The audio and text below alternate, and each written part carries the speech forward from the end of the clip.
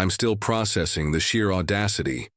The Han Chieftain takes Niu Wei's already cunning plan to ensnare Chieftain Xin and elevates it to a terrifying decades-long strategy for absolute assimilation. We're talking house arrest, puppet rule, cultural overhaul, and even poison for the old guard. It's a breathtaking display of cold, calculating genius that leaves you reeling, and the dramatic irony is just chef's kiss. While Xin and his elders are back in Zhudao, pathetically fumbling with bronze tool replicas and being utterly mesmerized by newfangled carbide lamps, that demonstration scene was pure gold. Niu Wei is literally riding to deliver the gilded invitation to their collective doom. Xin is so starry-eyed about Han progress, completely oblivious he's the main course in an elaborate feast.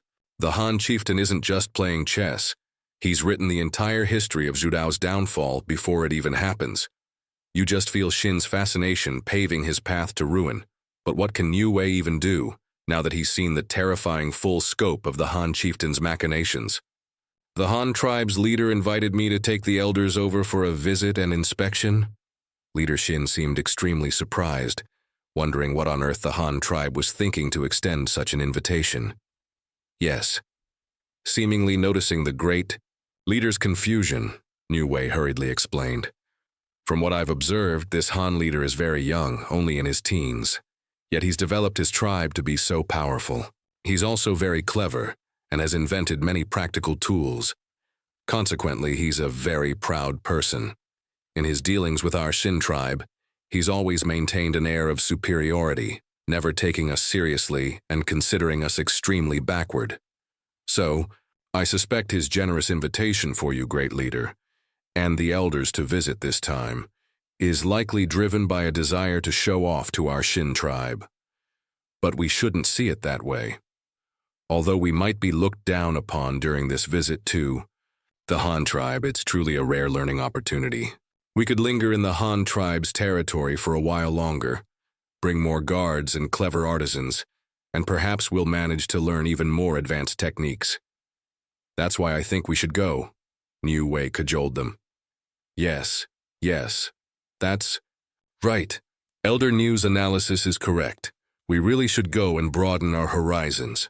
We need to see how they weave cloth, smelt iron, make steel, and also build ships, make carts, even how they live, learn, farm, and store grain. We need to learn all these things from the Han tribe. It doesn't matter if we're looked down upon. Learning something valuable is what's most important, chimed in Elder Zhu, who had long been eager to see the Han tribe for himself.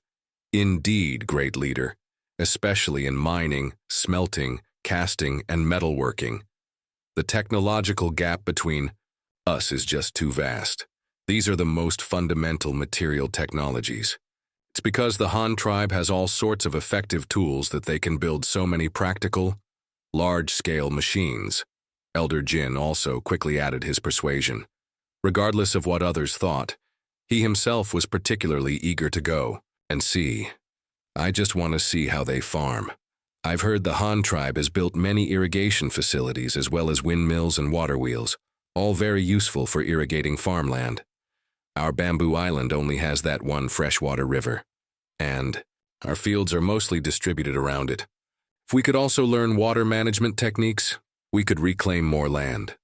More land means a larger population, and a larger population means more labor. If we develop our agriculture well, our Xin tribe will become even stronger in the future, interjected Elder Mai, who had been quiet until then. Leader Xin glanced around at the elders.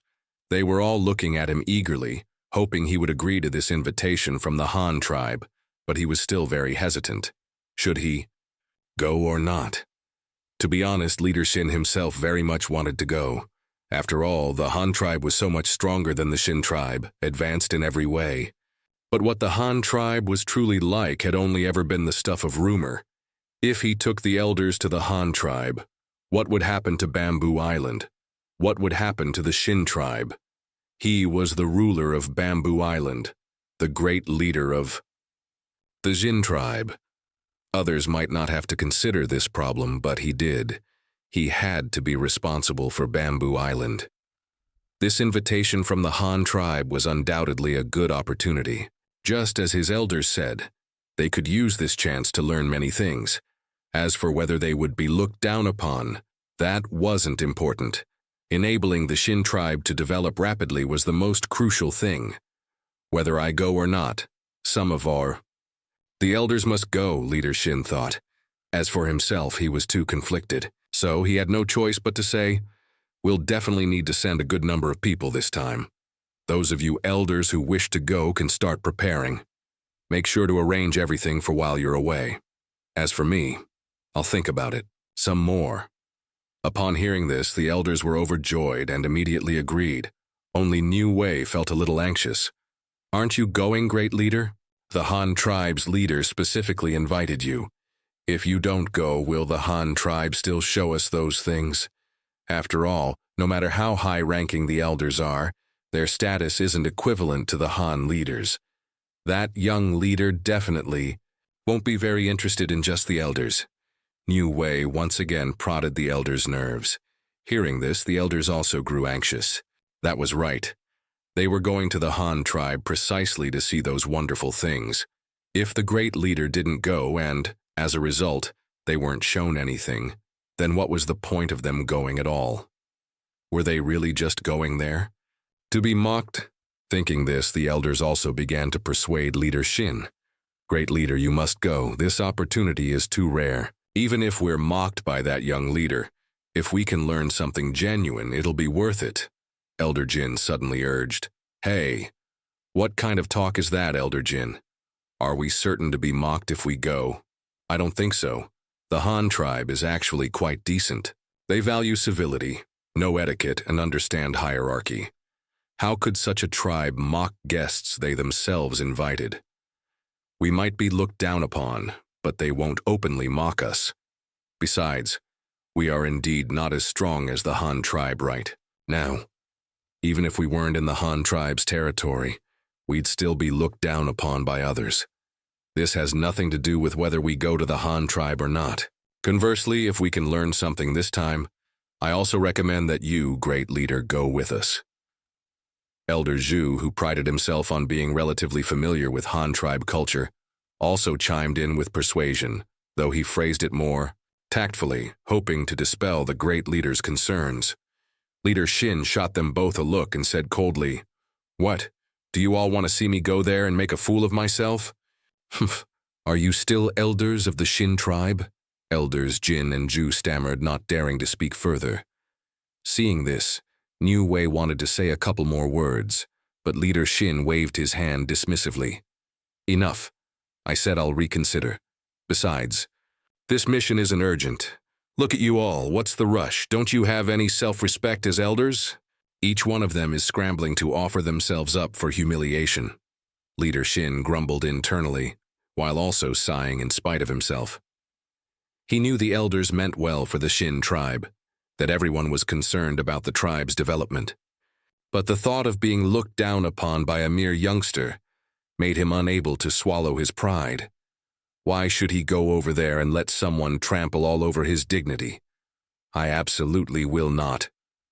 Leader Xin flicked his sleeves and departed, as if not taking a single cloud with him. He left and went back to his own home. Not long after, he sent 2 servants over to take away all the carbide lamps Niu Wei had brought, without a word about payment, leaving Niu Wei not knowing whether to laugh or cry. He clearly didn't want to admit he was inferior, striving to maintain his dignity and pride in front of others. Yet in the end, he couldn't resist using the carbide lamps made by the Han tribe. This is probably a common failing of leaders, Niu Wei thought. What's the point of all that pride? If only he'd gone over to the Han tribe earlier and gotten himself put under house arrest, wouldn't that have been better? Then I could have sought a much brighter future for myself. Niu Wei also returned to his home for the time being. This matter hadn't been resolved yet, so he couldn't leave just yet, or all his previous efforts would be wasted. He went home, saw his family, and gave them some gifts he had brought back from the Han tribe. Actually, just some small tools, cloth and the like, as other things weren't convenient to carry. Why was cloth consistently one of the most traded commodities in the ancient world? It was because of inconvenient transportation and slow shipping speeds.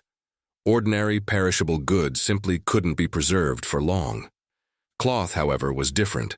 It had an extremely long shelf life and was a daily necessity for everyone. Therefore, even between the Han and Xin tribes, cloth remained a popular commodity. However, what Niu Wei had specially brought back from the Han tribe was certainly not the ordinary stuff found in the market. He brought silk linen blend fabric for summer clothes and wool linen blend fabric for winter, both high-quality blended materials not yet available on Bamboo Island. After staying home for 2 days, Niu Wei suddenly received another summons from leader Xin. Unsure if that fellow had finally made a decision about going, Niu Wei hurried to leader Xin's newly built home. Niu Wei greets the great leader. Entering the house, Niu Wei once again clasped his hands and bowed. When you were in the Han tribe, did you also greet that young leader like this? Leader Xin stared at him and asked, "This is a life or death question. I can't just blurt out an answer." Niu Wei thought for a moment, then said, "Yes. According to Han tribe etiquette, people of similar status just clasp their hands and bow to each other.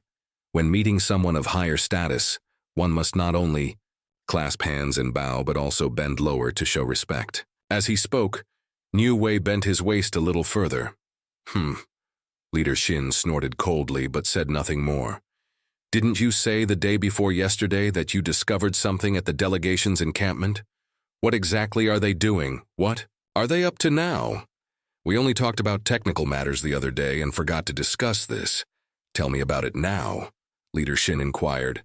So it was about this. Niu Wei felt a wave of relief. Thankfully, the leader wasn't looking for trouble with him. He pondered for a moment and then began to explain.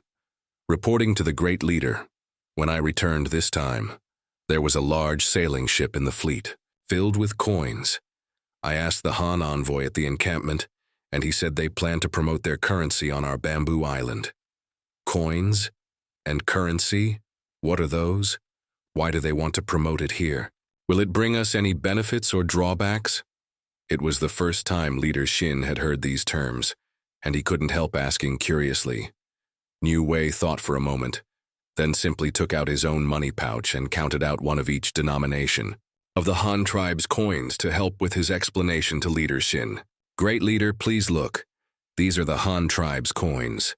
These coins also have a collective name, currency. They are one and the same thing. As for why it's called currency, it's because these things are used for trading goods. With this, you can exchange for any goods sold by the Han tribe. It's very convenient and fast. Used for trading goods.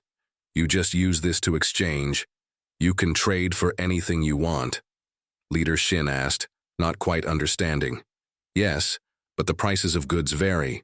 As long as you have enough coins, you can exchange them for what you want." Niu Wei continued to explain. "Great leader, please look.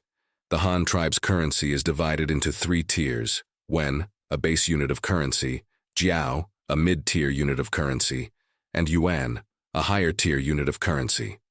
Both Wen and Jiao have 3 denominations each, 1, 2, and 5. The Yuan has 4 denominations, 1 Yuan, 2 Yuan, 5 Yuan, and 10 Yuan. These currencies can not only be used to exchange for goods, but can also be exchanged with each other. 10 Wen for 1 Jiao and 10 Jiao for 1 Wen. They can be interchanged between larger and smaller units. For example, if I have a 1 Yuan coin and want to buy a chicken that costs 3 Jiao, the seller can give me a chicken and give me back 7 Jiao in change. This way, it's fair for both of us. But if I lead a sheep to trade for someone's chicken, firstly, they would have no way to give me back the remaining value, and secondly, they might not even need my sheep. In that case, we couldn't make a deal. However, if there's currency as a medium of exchange, it can balance the value difference between buyer and seller, making transactions fairer." Leader Xin held the currency, gesturing with it for a long time, then suddenly asked, "This thing is really convenient, but where does their currency come from?" "This currency is made by the Han tribe. They issue it. If our tribespeople want to trade for things from the Han tribe, they can first have their goods assessed for value, and sell them to the Han tribe to obtain coins. Then, if they want to buy something from the Han tribe, they can use these coins to purchase it from them. Their goods are also sold to us at clearly marked prices. Whatever we want, we can just present the equivalent amount of currency to buy it, Niu Wei explained. Is the Han tribe itself like this? Leader Xin asked, suddenly a little surprised. That's right, the Han tribe has now fully popularized this metal currency within its own territory. The common people can use coins to exchange for anything they want. As for the source of the coins, it's just as I said. Farmers cultivate land and obtain grain. Apart from what they keep for their own sustenance, they can sell the rest to the official granaries run by the Han tribe and receive an equivalent value in coins. Then they can use those coins to buy what they need, be it salt or cloth. If they want carts or boats, they can save up enough coins to exchange for them. As for the artisans who don't farm but work diligently in the tribe's workshops, the Han tribe also pays them corresponding wages based on the number of days they work. That is enough coins for them to live on. The artisans can then use these coins to buy firewood, rice, oil, and salt, and support their families. There's one more thing. In the first half of this year, the Han tribe already extended the use of their currency onto the grasslands. Now, all the nomadic tribes on the entire grassland use currency to trade with the Han tribe. Herdsmen first exchange their livestock for money in Kayuan City, the Han tribe's settlement on the grassland, and then use the money to buy the supplies they want from the nearby general market. Impressive. In that case, isn't this currency incredibly convenient? It can be used to exchange for anything. As long as a price is marked for any commodity, it can be exchanged for the corresponding amount of coins. Was this also thought up by that young Han leader? Leader Xin asked, surprised and pleased. Yes. Great, leader. Please look at the reverse side of these coins. The portrait die cast on these coins is that of the young Han leader himself. He had his face engraved on the coin so that no matter how many people the Han tribe has in the future, or how many new tribes join them, everyone will know that he is the leader of the Han tribe, Niu Wei said, pointing to the Luo Datu, big head. Luo image on a silver yuan. When Leader Xin heard this, a sharp glint suddenly appeared in his eyes. He too wanted all his subjects to recognize him. This was an excellent way to increase his prestige. Niu Wei watched the gleam in Leader Xin's eyes and felt a sense of helplessness and disdain. He knew Leader Xin would definitely get the idea of minting his own currency. But even if he did, he would probably just lose money. Were coins really so easy to make? Great leader, these coins aren't easy to make. Wanting to issue your own currency is even harder. Niu Wei couldn't help but pour cold water on his enthusiasm. Why? Aren't they just small round pieces made of copper? Leader Xin was still lost in his daydreams, and Niu Wei's discouraging words instantly displeased him. Ahem, great leader, these coins are indeed not easy to make. Because it's not just an object, it also carries the credibility of a tribe. So, not only must the purity of the metal be high, but the coins also can't be issued indiscriminately. Otherwise, you'd be destroying your own tribe's economy. Furthermore, although these small round pieces don't look like much, they involve many processes, so the cost is also a major issue. If we spend 1 jiao in labor costs just to produce a coin with a face value of 1 wen, wouldn't that be a dead loss? And if, because the costs are prohibitively high, we only issue large denomination currency, then what use would the coins be? Common people mostly use small denominations for their transactions. So how to mass-produce coins at a low cost? That's the most critical problem. It's not that simple. With our current technology, I think imitating similar coins wouldn't be difficult. The difficulty lies in how to achieve mass-scale production. Leader Xin mostly understood and frowned. The cost was indeed a problem. After all, it was something intended for widespread use. If there weren't enough, it would lose its purpose. Moreover, what Niu Wei described had indeed happened in history. For example, with the Daming Bao Chao, Great Ming Precious Note, the paper currency issued by the Ming Dynasty, The cost of printing the notes eventually exceeded their face value, so they stopped printing them. And that was for paper money. The cost of metal coins compared to paper money was even higher. After all, metal itself has a certain intrinsic value. And then there's the cost of fuel for heat treatment. All of that costs money. We still have to try. What if we can also mint them in large quantities? Leader Xin said, still unwilling to give up. Great leader. If you want to issue currency, you can certainly try. However, I've already gathered some information from the Han envoy. If we don't issue our own currency, the benefits might actually be greater. Wouldn't it be better to let the Han tribe pay to manufacture the currency and we just use it directly? Niu Wei continued to advise. What information? What greater benefits? Leader Xin asked curiously. He knew Niu Wei was quite familiar with things on the Han tribe's side, so he was very interested in any intelligence and news Niu Wei provided. Great leader, you might not be very familiar with how currency is issued. For example, if the Han tribe uses copper to make money, then all copper should be equivalent in value to that money. So if they issue copper coins, all the copperware in our tribe members' homes would become valuable. According to the Han tribe's currency rules, that copperware could also be used to exchange for their goods and supplies, Niu Wei explained. Is that so? Leader Xin was so startled he jumped to his feet. If all the Xin tribe's copper could be used as money, think of how many good things they could buy. Four-wheeled carts, sailing ships, as long as the Han tribe was willing to sell. The Xin tribe could definitely afford them. Niu Wei seemed to see what the great leader was thinking, and quickly poured more cold water on the idea. Great leader, it's not as simple as you think. The Han tribe, having already successfully promoted its currency on the grasslands, how could they not have thought of this? They've long had countermeasures in place. They absolutely won't let us take advantage of them for free. What do you mean? Leader Xin frowned and asked. It's nothing much, just what I was saying. If the Han tribe wants to promote copper coins in a copper-producing tribe like our Bamboo Island, they must be prepared for a run on their goods. If they refuse to exchange goods for our copper, or if they raise the prices of their goods, it would be tantamount to devaluing their own copper currency.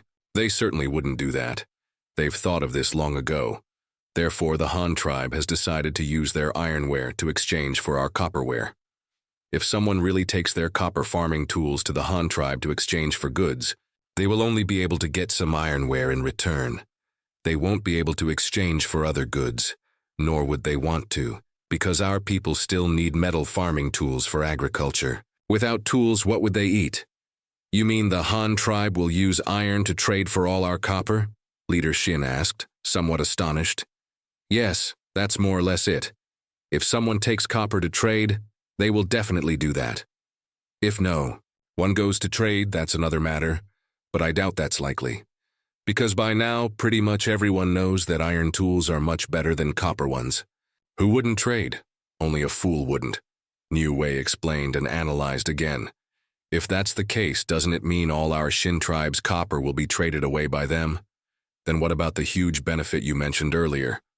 What is this? Benefit? Leader Xin asked again, perplexed. Iron, of course. According to the Han tribe's pricing, their copper is more expensive than iron.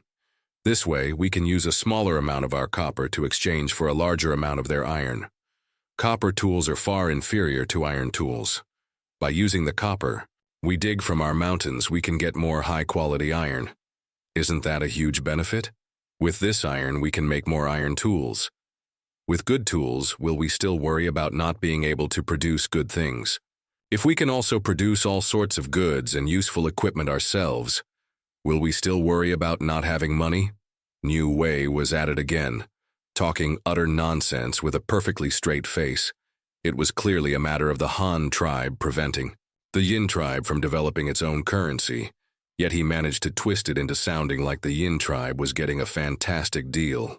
His eloquence was truly top-notch. Of course, this was also because he had prior knowledge of the Han tribe delegation's currency promotion plan and had a particularly good understanding of Leader Xin's personality and way of thinking. That's why he could specifically tailor his persuasion to him. Someone else might not have been able to explain these things clearly, like the other elders of the Xin tribe, who didn't even understand how money worked. But Niu Wei was different. He had already stayed in the Han tribe for over a year, and had even witnessed the Han tribe begin to issue metal currency internally. Thus, he had a better understanding of how currency issuance worked. Otherwise, he couldn't possibly have seen things so clearly. Something's not right, Leader Xin suddenly said. He felt that something was amiss, but he couldn't quite pinpoint what it was. After pacing around the room twice, Leader Xin finally identified the problem.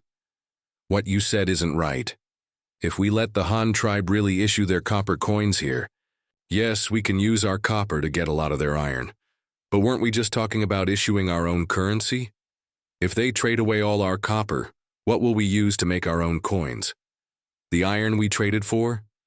If we use iron to make those coins and we can't produce iron ourselves, then if the Han tribe brings over a large amount of iron, according to the rule you mentioned, wouldn't they be able to use iron to trade for anything of ours? And also, if we let the Han tribe really promote their currency on our Bamboo Island, then the people on Bamboo Island will be using coins with the Han tribe leader's head on them every day. In that case, who would be the real leader of Bamboo Island? Although Leader Xin still hadn't grasped the crux of the matter, because of Luo Datu, he was still very much against promoting the Han tribe's currency in his heart. In his own tribe, to make another tribe's leader's face known to everyone. How could this be acceptable? In an instant, Leader Xin understood many things. Currency was indeed a good thing. Its promotion of commerce and the convenience it brought to trade were undeniable. But the Han tribe actually wanted to use this thing to publicize their leader. In the Xin tribe, what were they trying to do? And right at this juncture, when they were about to promote their currency, the Han tribe invited him and his subordinate elders to visit. What were they trying to do? Were they trying to capture the Xin tribe's high command in one fell swoop, and then smoothly control Bamboo Island with their currency? Even if they didn't forcibly detain them, they could just find any excuse to delay them for a while. For instance, inviting him to tour various parts of the Han tribe. The Han tribe had so many commanderies and counties, all spread across different regions. Wouldn't he have to spend some time looking around? And wouldn't his elders, greedy for the Han tribe's technology, be reluctant to leave so easily? When they really couldn't delay any longer, they could then tell them there were no ships or something, forcing them to travel back by land on horseback or by cart. That journey alone would take another 2 or 3 months, right? After all, who could perfectly time their arrival for the low tide at the end or beginning of the month? If he missed the low tide, and there was no hidden causeway, how would he get back to Bamboo Island? 2 months to get there, 2 or 3 months to stay, and another 2 or 3 months to return. More than half a year would pass. In over half a year, the Han tribe would have long since promoted their currency, wouldn't they? Would his return even be useful then? Would Bamboo Island still belong to the Xin tribe? Would the Xin tribe still be his? I'm not going. This is a conspiracy. Leader Xin suddenly saw through many things.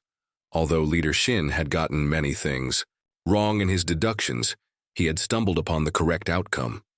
He hadn't actually considered that the Han tribe was plotting to put him under house arrest, because he had always believed that such a powerful and advanced tribe, with its own cultural etiquette and heritage, should have some sense of shame.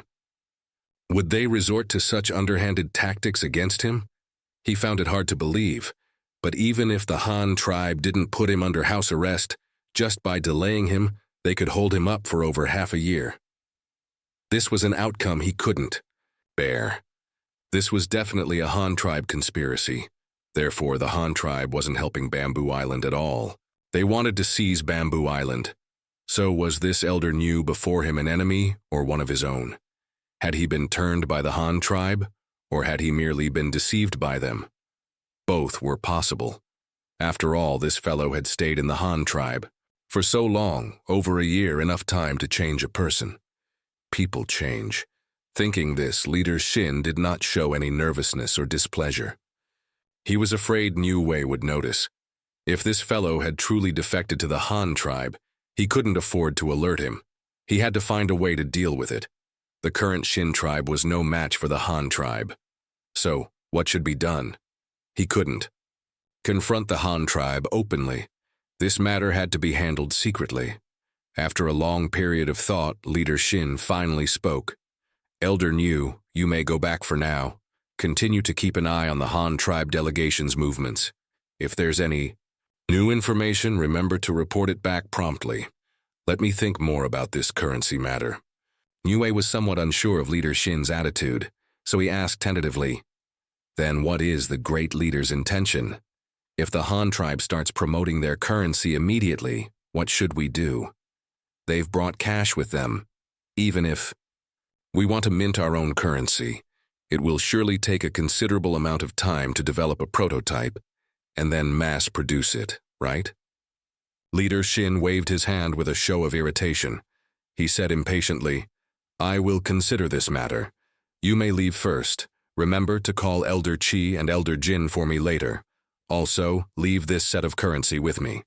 Yes, then Niu Wei will take his leave. Niu Wei couldn't quite figure out what this fellow was thinking. Since he was already being dismissed, Niu Wei knew he couldn't press the matter too hastily, so he could only bow and take his leave. Leader Xin plopped down onto a bamboo chair. He suddenly felt a surge of fear. The Han tribe was constantly scheming against him, and they were so powerful. Even the diplomatic rights between the two sides were firmly controlled by the Han tribe. The Xin tribe had only one route to the Han tribe, via the hidden causeway and then across the grasslands. But now, the Han tribe had essentially gained control of the grasslands. That route was no longer viable. Traveling by water was both convenient and fast, and unaffected by tides. But because the Xin tribe lacked shipbuilding technology, the waterway was effectively open only to the Han tribe one-sidedly. They could come whenever they pleased, and their military strength was so formidable, while he could only passively defend. The Xin tribe was truly in a difficult position. So he suddenly started to panic, shrinking into the bamboo chair, trembling. He hoped that those elders loyal to him could offer some advice, find a way to protect the Xin tribe. He had only summoned Elder Jin and Elder Qi. On the surface, it seemed as if he was making plans to mint currency. In reality, it was because he felt these two elders were the most loyal to the Xin tribe. Thinking this, he suddenly felt that many of his elders had been corrupted by the Han tribe, especially Niu Wei, and also Elder Zhu. That fellow's mind was now completely filled with thoughts of the Han tribe's tall buildings. He no longer cared for the Xin tribe's bamboo houses. The other elders, Mi, Du, Sheng, were all unambitious fellows, only concerned with securing benefits for their own families. When real trouble arose, they couldn't be relied upon at all. He didn't have many people left whom he could use. A deep sense of crisis suddenly washed over him. Niu Wei was still unaware that Leader Xin had grown suspicious of him. His plan had already fallen through. All he could think about now was quickly achieving a great merit to demonstrate his value to you, so as to secure a better future for himself. As for the Xin tribe, he couldn't care less about its fate. Besides, even if the Han tribe ruled Bamboo Island, only the great leader and the elders, those in high positions, would die. The common people would only live better and better lives. Yes, I'm helping them live better lives, Niu Wei consoled himself. After leaving Leader Xin's courtyard, he went down the mountain and found Elder Jin and Elder Qi. He relayed the message, saying the great leader might want them to manufacture currency, and then he left. Elder Jin and Elder Qi, however, arrived at Leader Xin's home completely bewildered. They still didn't know what currency was, or why the great leader had summoned them. When Niu Wei had found them earlier, the two were in a meeting with their trusted subordinates, discussing their work arrangements for after their own departure to the Han tribe. They were both already eager to go to the Han tribe for a visit and study. This visit to Leader Xin also included the intention to try and persuade him again, but as soon as they stood before Leader Xin, the man said with great sorrow, "Our Xin tribe might be in trouble. The Han tribe has its eyes on us.